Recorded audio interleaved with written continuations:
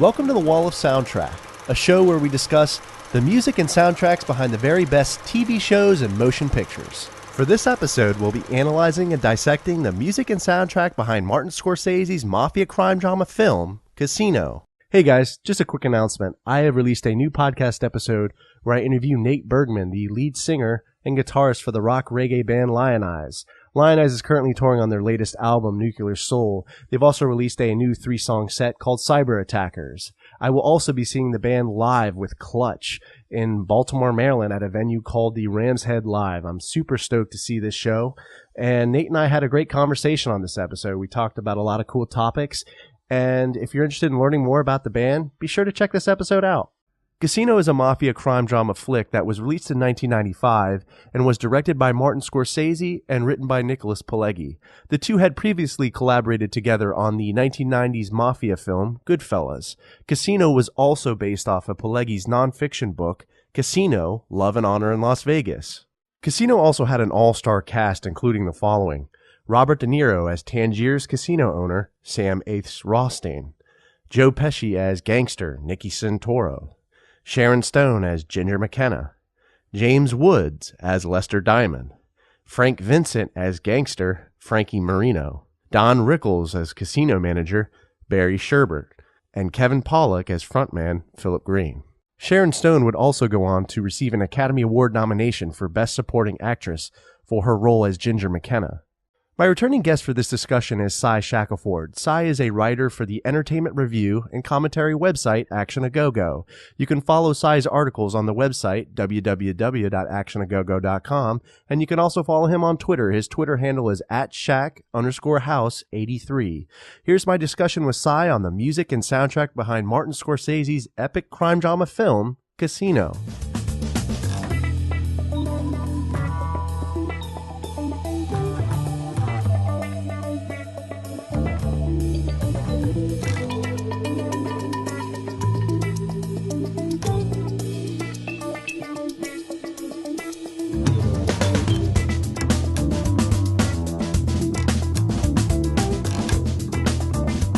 Hey, Cy, thanks for joining me again. Oh, you're welcome. You're welcome. I've been looking forward to this, considering the week I've had. Yeah.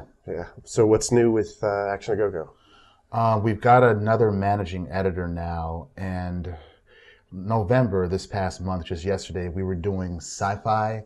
That was our theme for the month. And I did one piece on there about what I think were the top 10 best time travel movies.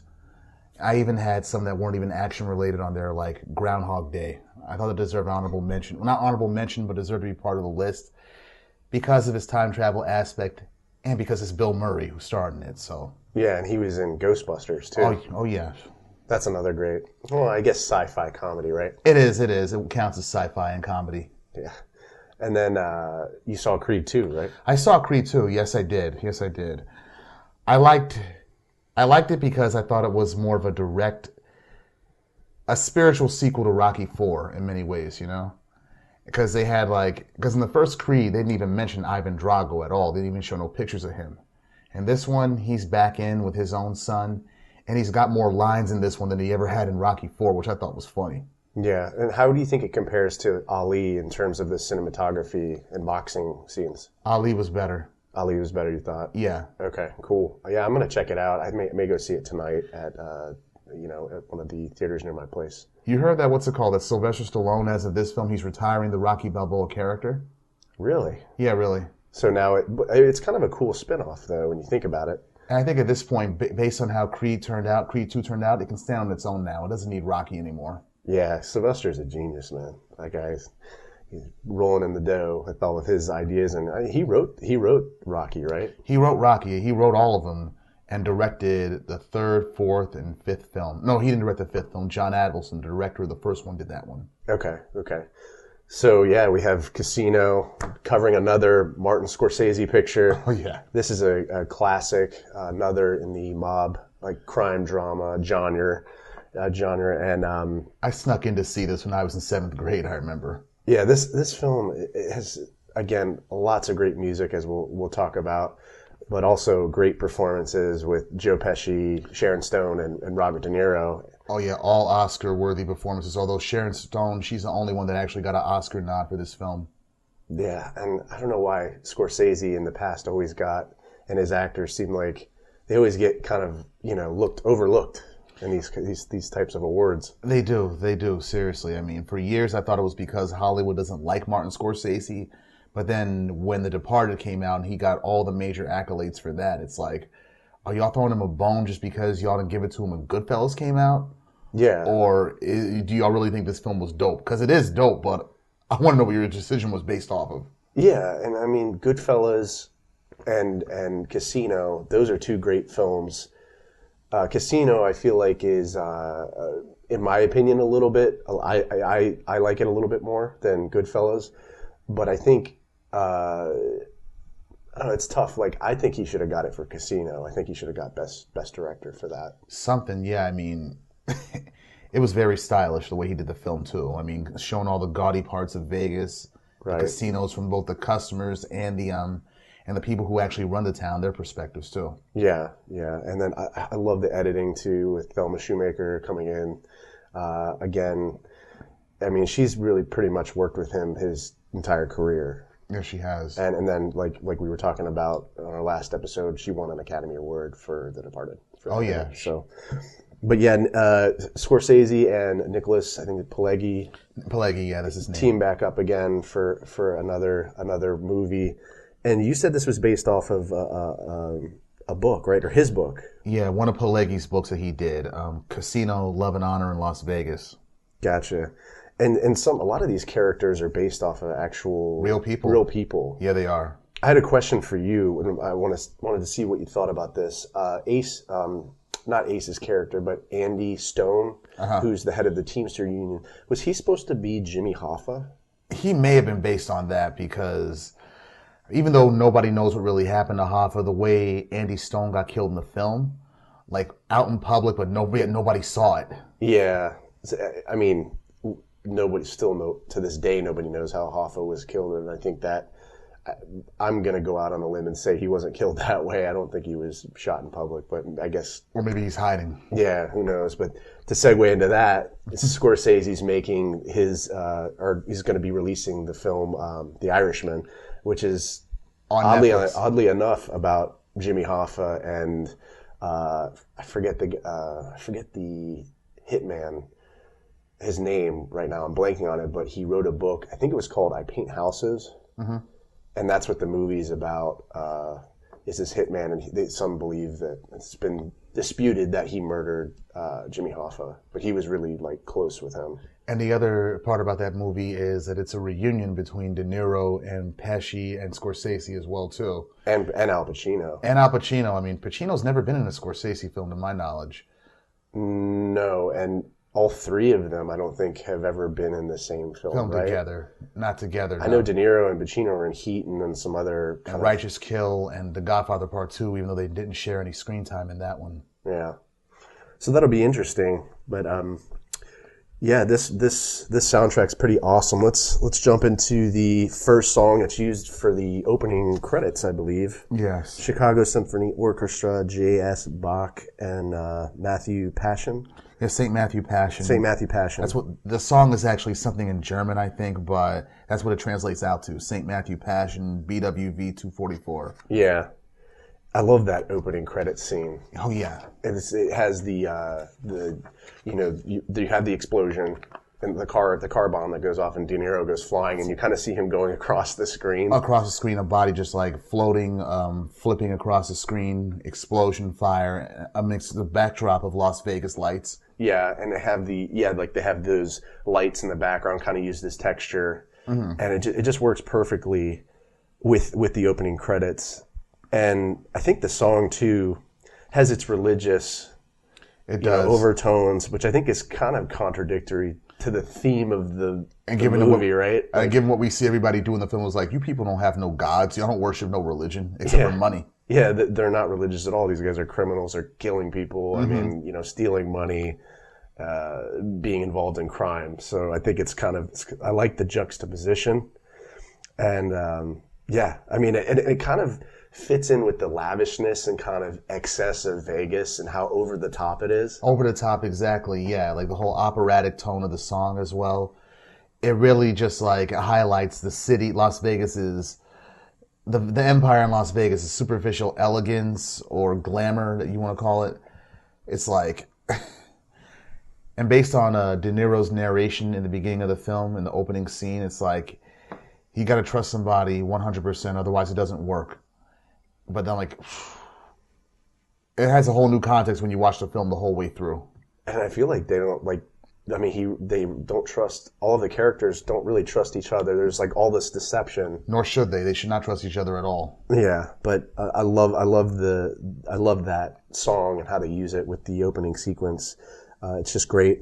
And then we go into the Rolling Stones, A Long, Long While. Which was actually a B-side to one of their more famous songs, Paint It Black, which we've heard covered numerous times, especially this year for the promotions of the HBO TV series Westworld. They use this song a lot in there. They've been doing that a lot in recent years, taking these older songs and putting having a choir sing them, making it a little bit more darker and a lot more atmospheric than the original version. Yeah, I feel like they put their own little spin on it, exactly. A rendition. And I feel it fits into kind of like the music industry. You hear a lot of artists these days covering. There's a lot of covers. There are, yes. Which kind of irritates me a little bit because I don't think it really pays homage to, in some cases, may not pay as much homage to the artist, depending on the cover. It's a whole new song altogether most of the time, yeah. Same lyrics, but it doesn't sound the same as the original at all. Yeah. And I was going to say, for a long, long while, this was, the way it was used in the film, it's an establishing character moment for Joe Pesci's character, Nicky Santoro. Yeah, who's, essentially the muscle, He is. He takes out the garbage for lack of a better word. And this song by the Stones, when it fades in, you get that sense of intensity, like things are going to escalate. Something's going to happen right fast. Here. Yeah. And I like the editing that they did, where when Joe Pesci starts attacking that guy at the bar, they increase the volume, like it just like, and I feel like that kind of matches the escalation, it did, yeah. Yeah, and they use it also in The Departed. Remember, when that tracking sequence where Leonardo DiCaprio's in jail and he's talking to the other inmate, and they raise the level of that song by the Dropkick Murphys. The Dropkick Murphys, yeah. There's that editing technique that they use, and I mean it's subtle, but I like it. Me too. It just lets you know something's going to happen. And this scene, yeah, it's just so. It has Scorsese's typical black humor in there. Yeah, it's like De Niro's character just walks to a guy and asks him, "Is this your pen?" And the guy just curses him out, and De Niro's just wondering, "Why are you cursing me out for?" Yeah. But then Joe Pesci's character, Nicky, just takes the pen, just stabs the guy to death with it repeatedly. And even when you think the guy, like, he's going to stop, he starts stabbing him again. It's like, dude, he's dead. He's dead, yeah. Like, let it go. And the way he kills people with that kind of level of sociopathy reminds me of Pesci's character from Goodfellas, Tommy DeVito, who also had a real short fuse. Yeah, you just couldn't predict what that guy was going to do. Nah. So, yeah, I feel like, again, Scorsese's kind of a master at using the songs, and they just fit perfectly with the atmosphere. You can take anything. Yeah, and he's, we all know now, it's pretty obvious he loves the Rolling Stones. Oh, yeah. He's a huge fan, and did that movie as well with them, Shine a Light.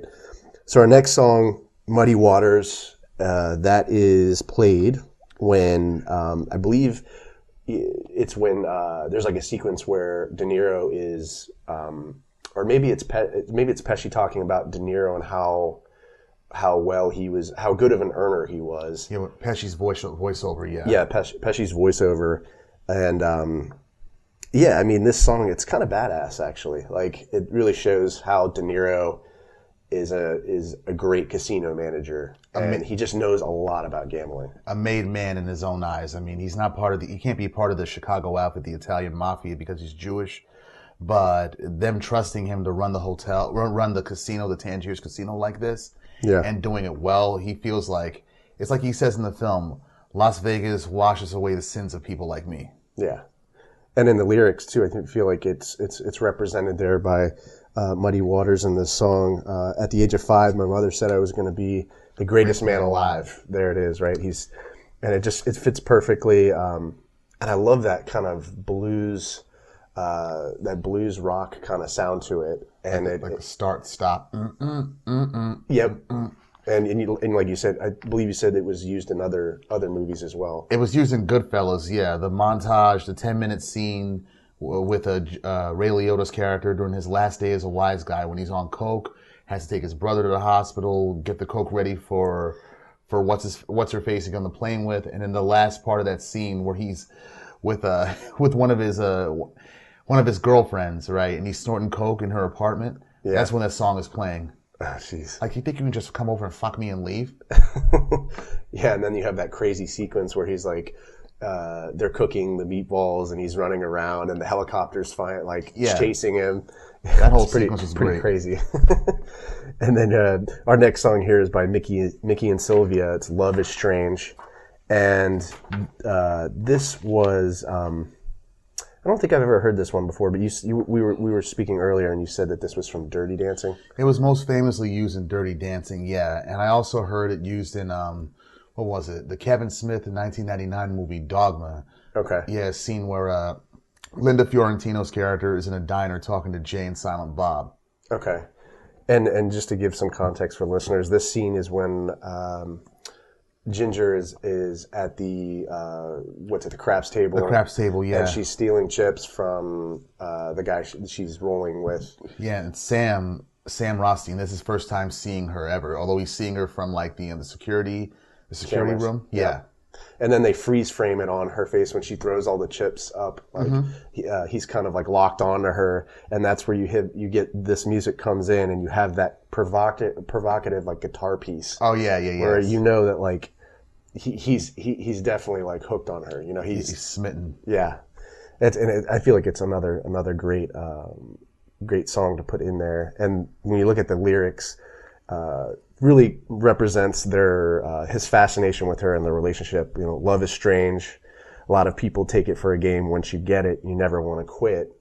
He's kind of he's in love with her hopelessly, no matter how bad she is. No matter how bad she is to him or how in denial he is about her shortcomings. Yeah. And for her, this whole thing is a game. I feel like no matter how not right they are for each other. Right, exactly. Yeah. So, then we have, next song, by Roxy Music, Love is the Drug. Yeah. And this is, I believe it's with James Woods, right? And Ginger, and they're...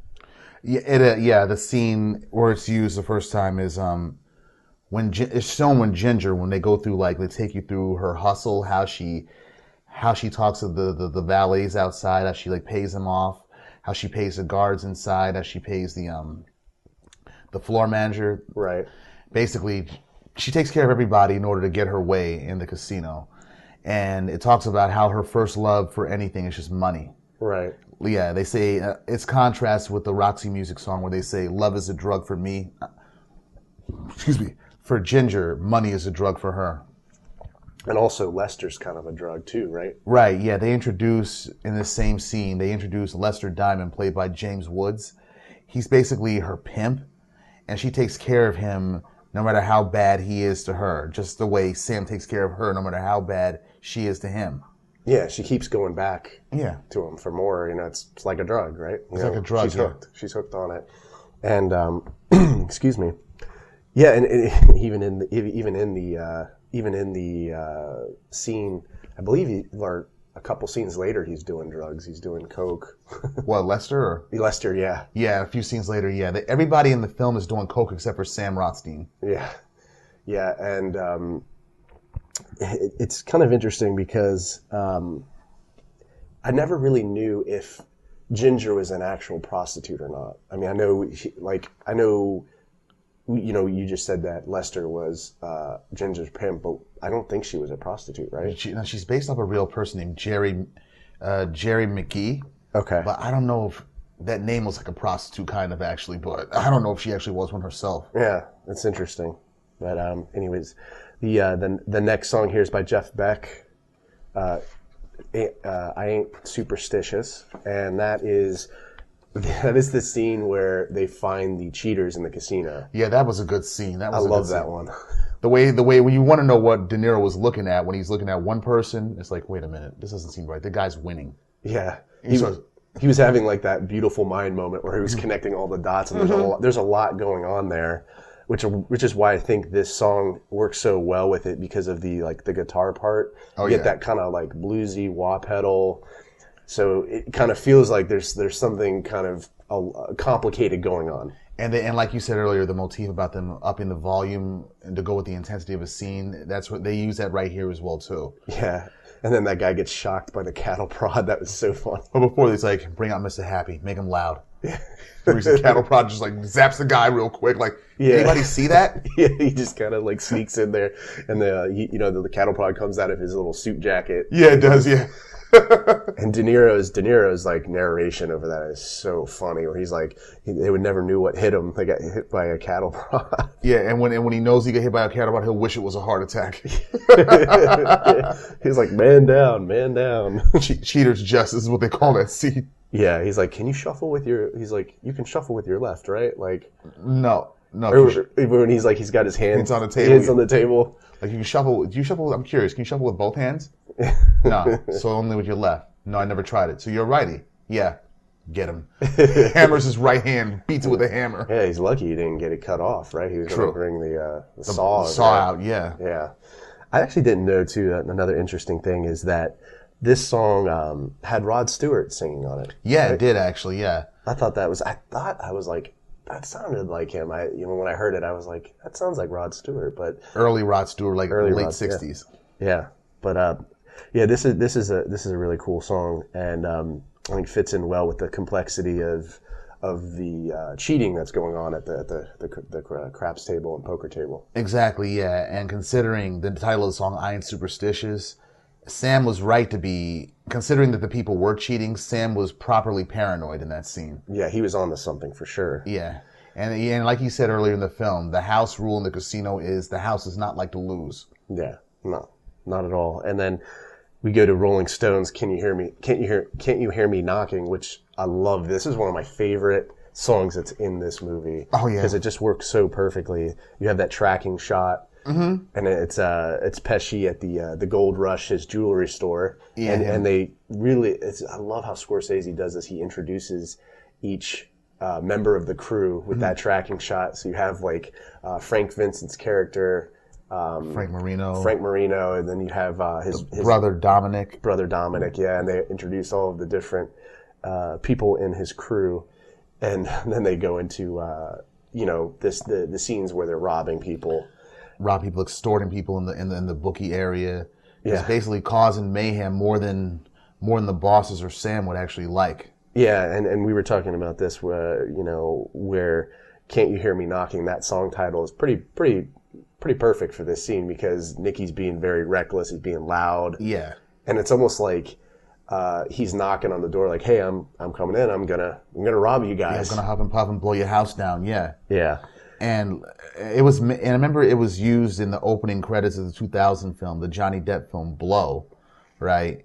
And considering that film was about cocaine, there's a line in the song that has cocaine eyes. Cocaine eyes, yep. Yeah, and Nicky and his crew, they're all on coke all the time. And they show them snorting the coke. Yeah. And there's a scene in the film where you actually see it, where the camera goes from the straw's perspective, sucking the coke in the nose. Yeah, I love that. That was cool. Yeah, that's cool, like cinematography. It is. Yeah. Like a vacuum. Yeah. And then De Niro was narrating, and he's like, "Yeah, they're getting really sloppy, right? Like because of the coke." And they were like talking about how Pesci couldn't beat up somebody. Once the guy could hit him with one punch, or one time he could do that. Now he needs like 2 or 3. Yeah, and then they actually fade in. I don't think we were talking about this initially, but it was another Rolling Stones song, "Give Me Shelter." And I don't know if it's actually the Stones doing that song. I think it's a cover. No. It's a live version of them doing it, actually. Okay. Yeah. They use a studio version, and they use a live version twice in this movie, actually. Okay. Again, during the scenes where Nicky and his people are getting really sloppy. And they start shooting people's houses. Houses up, yeah, like disproportionate retribution. It's like, dude, you're going to have all this heat coming down on you, like, if you don't, shape up. And he's arrogant about it. He's like, you're already in the black book. Nicky's like, the black book is bullshit. Only 2 names are in the black book. One of them is still Al Capone. Yeah. Nicky just didn't give a shit. Like he didn't care. Yeah, he did not care. And it came back at him later. Yep. Then we have the Moody Blues. That's the next song, Nights in White Satin. And this song goes pretty well. I'm not as familiar with the Moody Blues, but it's kind of funny because the Moody Blues, the name of the band, the Moody Blues, and then this scene, I feel like is for lack of a better word, moody. Yeah, it is. That's a good point. I didn't even think about that before. Yeah, and so can you tell me a little bit about this scene, or? Yeah, it happens after after Lester's beating, I think. After Sam figured out that Ginger was giving his money over to Lester Diamond. He had his people track her down, and then Sam he's never touched a gun or any kind of weapon in this film, but he's just as intimidating. Because he goes in the restaurant, sits at their table, and acts like everything's all cordial, but you can tell there's this menacing overtone about him, right? That something's about to happen, and he's got his goons at the door and outside, and he basically tells Lester, "Get the fuck out of here! Don't ever talk to my wife again." And Lester leaves. He's intimidated, but then he tells her, "Ginger, come outside. I want to show you something." Yeah. And then he shows Lester getting beat by his goons right in front of Ginger, and she's hysterical. She's upset. "It was my fault. Don't hurt him." Yeah.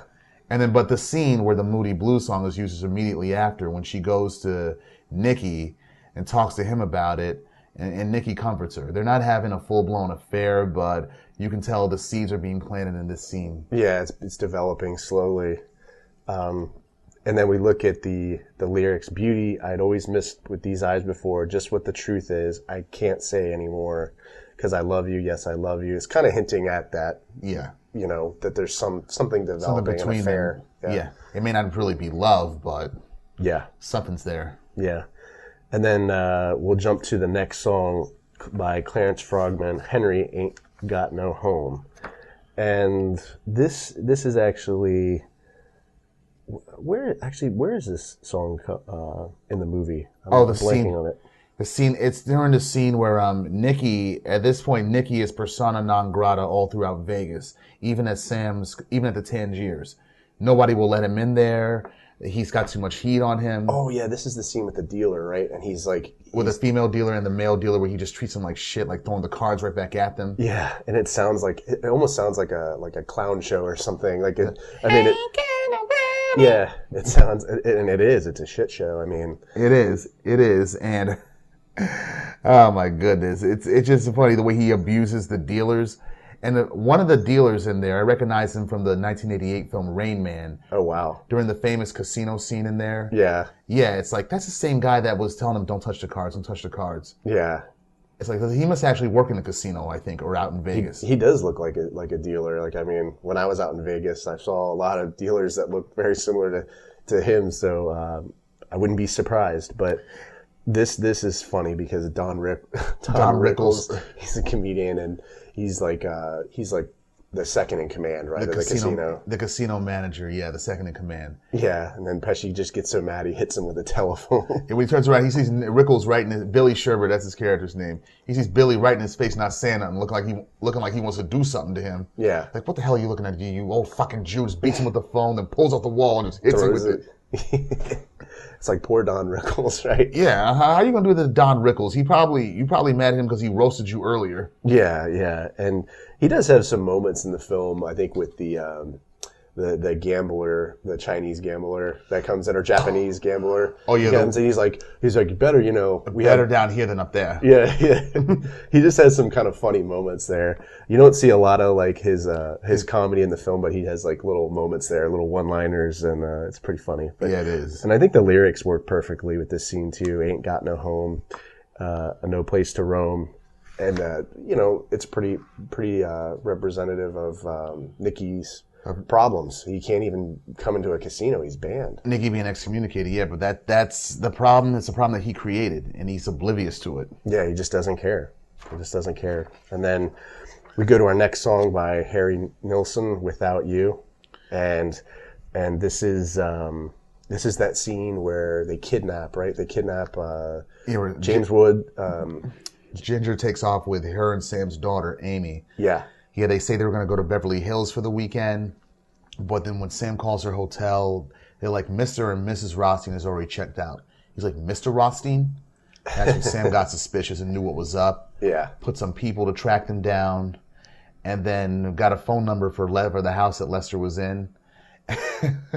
James Woods, he's so funny. He is great in that scene. He is. It's so funny. He's like, shut your mouth. He's like, okay, we're going to go to Paris, okay? We're going to go see... I don't want to go to Paris. I want to see the elephants. We're not going to see the fucking elephants, all right? We're going to go to fucking Europe. Let the adults talk.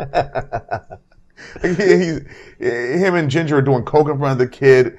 And Jimmy Woods, his rapid fire speech like that, it's like, were you actually doing coke in this scene? Because James Woods is playing James Woods, right? pretty much.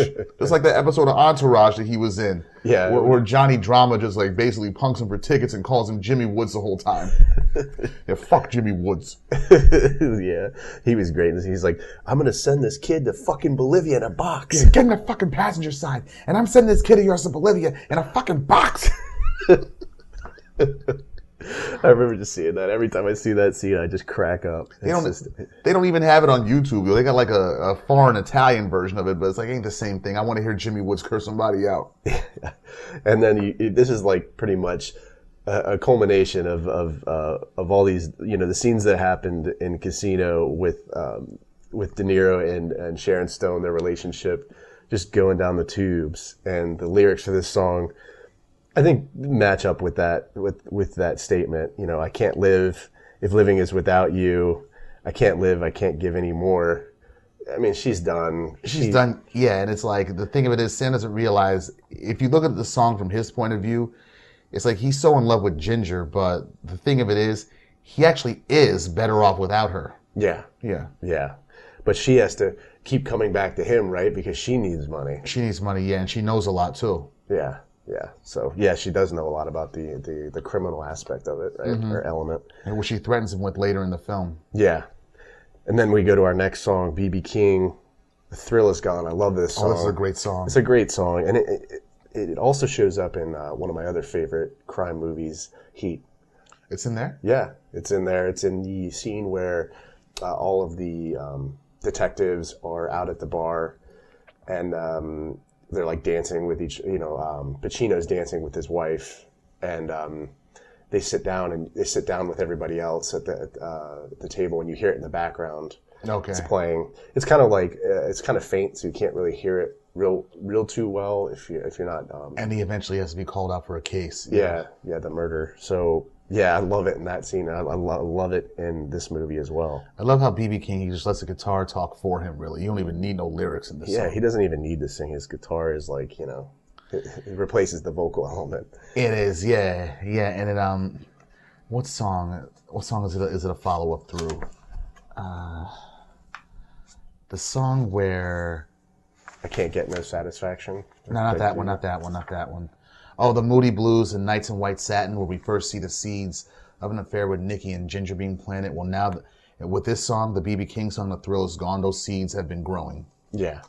Yeah, and then this is where they have the affair. They have the affair starting right here, yeah. And this is where everything kind of starts falling apart, because now, Remo and the crew, the mob crew they all know that Nikki is messing with Ginger. Yeah. And that's a big taboo in the Italian mafia. You don't mess with another man's wife. Yeah. Even if Sam himself is not mafia, but he's held in high regards by the Chicago outfit. Yeah, and then Remo calls Frank Marino in. I love that. It's like the little guy. He wouldn't be fucking the Jew's wife, is he?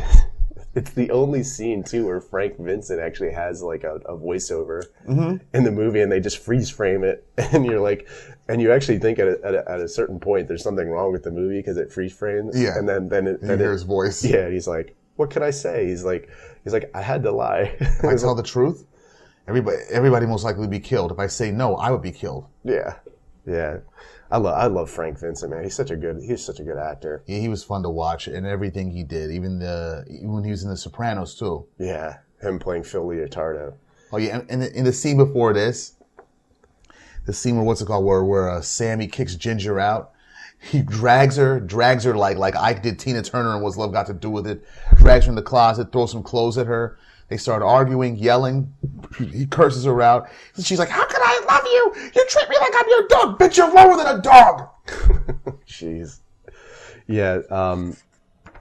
Then we go to, for the next song, it's by Devo, and it's a cover of the Rolling Stones, I Can't Get No Satisfaction. Yeah. Now, where is this again? Where is this again in the movie? I was looking for it. It's used twice. The scene where Sam gets called home, right? He gets called home. He gets called home and finds that his daughter is tied up in the bedroom. Okay. Right, and said that Ginger did that. Then when he drives over to go see Ginger, it's playing there, and it's playing in the scene where what's the other scene? Oh yeah, when Sam goes back to the house and it's Billy Sherbert come back to the house with the shotgun. Oh yeah, I remember that. This is when De Niro and Sharon Stone are having the fight. Yeah, and she starts like smashing the car. Yeah, she starts driving. I'll drive right through this goddamn living room. She kept just driving, yelling, screaming. I'm like, this is almost comedic. Yeah, it's like a kind of dark comedy. It is. Yeah, he's like, I'm not going to let you in the house. You're high. You've been drinking.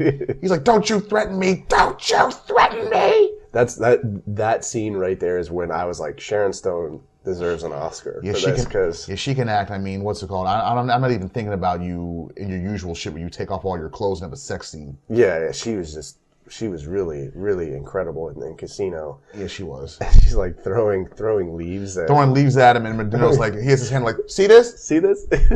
It almost reminded me of when De Niro was in Meet the Parents, just like that kind of comedy element where he's like, see this? Like he's dry. He's so like he just has to make a facial expression and it's funny. Yeah, and he's standing there in his robe, you know. If she calms down, I am calm. If she calms down, I will let her in the house to get a few of her things. Yeah.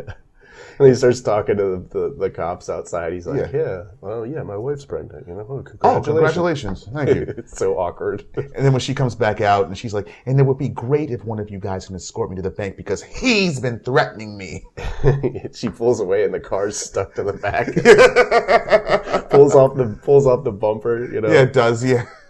Such a shit show. And then the FBI get involved, like end up pulling her over, and it's like she took all that money from the bank, yeah. Yeah. Oh man.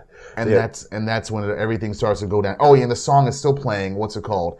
Right when the FBI, when they start capturing everybody, right before the actual trial of the main mafia dons.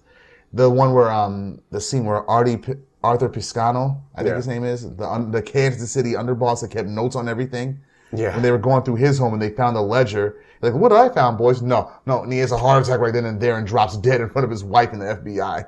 And the irony in that scene, right? Because in the grocery store, in a few scenes, like earlier in the movie, he's talking to his mom, who's actually Martin Scorsese's mom. Yeah, she's like, "Don't have a heart attack. You're cussing too much." And then he has a heart attack later. Instant one, like a haymaker right then and there. Yeah. Yeah. So there's Scorsese's dark humor there. But it takes it further in the next song. Yeah, and then the Animals, the House of the Rising Sun, and this is a long sequence where they play this song. It's like where the assassinations, like everything's kind of coming undone. They play the whole song all the way through, actually. Yeah. Yeah. And then you see the assassinations. You know, they're clipping all of the people involved. And Pesci's voiceover, he narrates the whole thing going down. He's like, when you knew these guys could get 25 years to life for skimming a casino, sick or no fuckings, if you knew people were going to have to drop. Yeah. So what about Andy? He's cool. He's a Marine. He's like his dad. He ain't going to snitch. Remo? Why take a chance? That's what I think. Yeah. And then sure enough, Andy Stone, he gets killed and Pesci's like, as much as they liked him, he wasn't one of them. He wasn't Italian. He could have snitched on all of them. Yeah. And they got them two old guys going around being the assassins, shooting everybody. Yeah. They just look kind of goofy and out of place. It is. Like, you guys are hitmen? Yeah. How old are y'all? Yeah. I'm surprised they were, able to do what they were doing. And travel to go where they were going. Because they killed one guy. They trapped him in Costa Rica. Yeah. And it's like they shot him in the stomach. He walks out of the room, falling down. They push the gun to the top. It's like, where you going, jag off? Yeah. It's pretty intense. Intense. It is. And what else happened in the same scene? The scene where, it goes full circle back to the beginning of the film, where we see Sam get in the car and it explodes. Yeah. And we learn what really happened there. Yeah. Yeah. And how Nicky was trying to take him out. Yeah, and let's go. He's like, what did he say? He said, the bombing was never authorized, but I suspect I know who lit the fuse. And so did The powers that be. Yeah. Then we see Nicky. He's in the cornfield thinking everything's calmed down. Everything's all good again. But then you see Frank Vincent pull out a baseball bat, hit him in the back with it, and then his narration, the voiceover just suddenly stops. Yeah, he's and like, it's supposed to sound like, ah! Yeah. You cocksucker! Yeah. That is probably one of the most disturbing scenes in a mob crime film I've ever seen in my life. Like that, what happens to Nicky Santoro or just getting beat by His own crew. Yeah, like Him- the guys that he rolled with, and especially Frank. But then that's another irony right there too, because Frank Vincent, the actor that played Frank Marino, he was already beaten down or killed by Pesci in 2 other previous Scorsese films, Goodfellas and Raging Bull. Yeah. So in many ways, this is meta commentary and meta revenge. Yeah, and his character name in Goodfellas was Billy, Billy Bats. Bats. Yeah, and he beats this motherfucker with baseball bats. Yeah, it's crazy. He was holding 2 of them at one time with his brother's bodies being drop hitting him. Yeah, Like, it's just, you see? Watch! yeah, it was very disturbing. Oh, I will man. say, but I guess you learn a lesson, right? Don't get involved in that type of line of work, right? Right, yeah, and the thing of it is, it's based on something that really happened too, where they beat a guy to a pulp and buried him alive in a desert cornfield. Yeah, it's. But again, it's still. I love how kind of Scorsese sticks to the realism and really like the book, him working with Nick and Nick Pileggi, and it's just a great movie, man. I love it. It was fun to watch, and this song again, it's like to get more analytical into it a little bit. I mean, because the way they use it in the film, for me that was one of the highlights of the film right there. However disturbing it may have been, Yeah. because the song itself, the Animals version is pretty dark, with the dark guitar chords in there as well. Yeah. And it reminded me of the killing montage from Goodfellas when they used the Layla piano coda song by Derek and the Dominoes. Yeah. When Jimmy Conway, De Niro's character in that film, was taking out everybody who knew about the robbery. Yeah. Only that song sounded a lot more upbeat. This one is just real dark. It's like they're getting rid of everybody. Yeah. And this was used in some other films, right? Like I think it was maybe used in Django Unchained. I don't think it was used there. Okay. Yeah, they wouldn't have used it there. I was thinking about this today on my drive here. I thought I heard it in something. I thought maybe it was Apocalypse Now or. No, that wasn't there. I was thinking I may have heard this song in the original Miami Vice series, but it was Okay. another Animal song. We got to get out of this place. Okay, yeah, that's maybe that's where I'm getting confused because they have so many good songs that are out there, and been used in various films and TV shows. So. And the title of the song is pretty ironic. The House of the Rising Sun. Well, it's ironic because right then and there it's being used in a montage showing the sun setting on the mob's Las Vegas empire.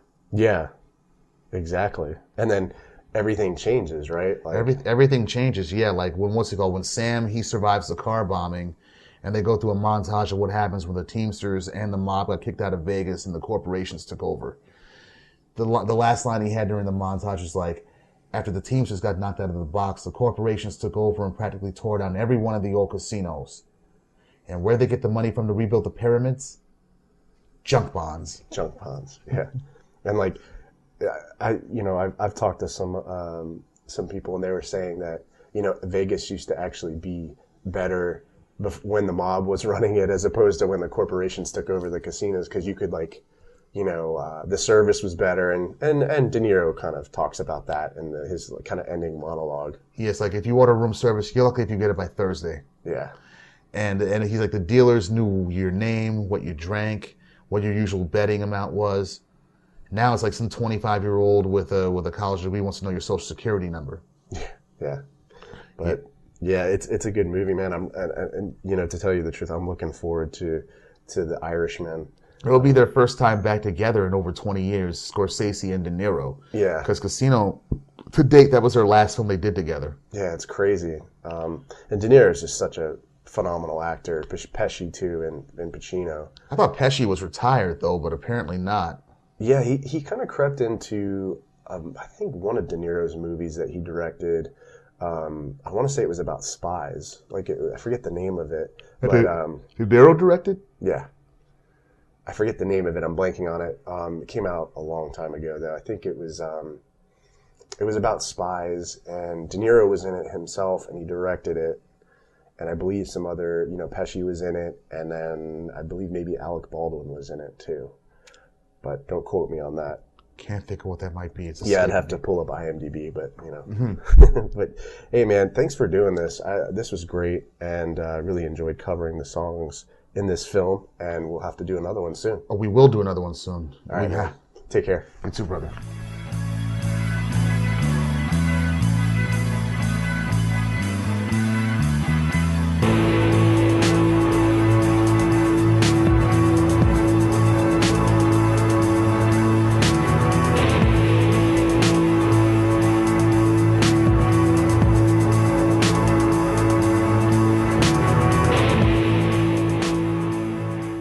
This podcast is available on iTunes, SoundCloud, Acast, Google Music, Stitcher. So if you don't mind, please leave a review and give me some feedback. I'd really appreciate that. If you'd like to connect with me on social media, I'm on Facebook, Twitter, Instagram. I'm also on Untapped. My username is Brewtuned. This is Andrew signing off. Cheers.